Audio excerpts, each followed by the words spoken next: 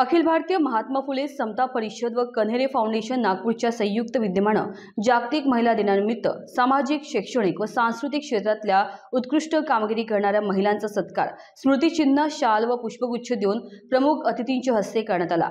हा कार्यक्रम दिनांक 7 मार्च 2025 ला सायंकाळी 4 वाजता हॉटेल A1 ट्रिबो येथील सभागृहात संपन्न झाला। कार्यक्रमाच्या अध्यक्षस्थानी ज्येष्ठ समाजसेविका प्राध्यापक नीलिमा देशमुख या होत्या।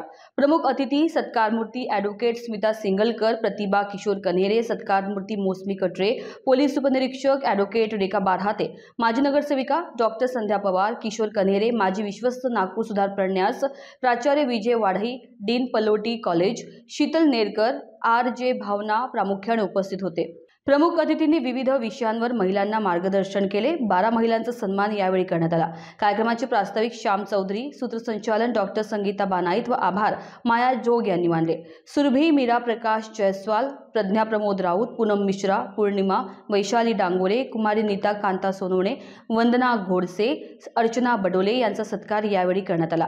महिलांना मार्गदर्शन करताना स्मिता सिंगलकर यांनी महिलांना कायदेविषयक माहितीची आवश्यकता, महिला योग्य सुविधा उपलब्ध करून देण्यात यावे यासाठी सरकारने लक्ष देऊन महिलांना न्याय मिळवून द्यावे, महिलांच्या विविध विषयांवर प्रकाश टाकला। अध्यक्ष नीलिमा देशमुख यांनी महिलांना मार्गदर्शन करताना महिलांनी विविध क्षेत्रात समोर येण्यासाठी प्रोत्साहित केले।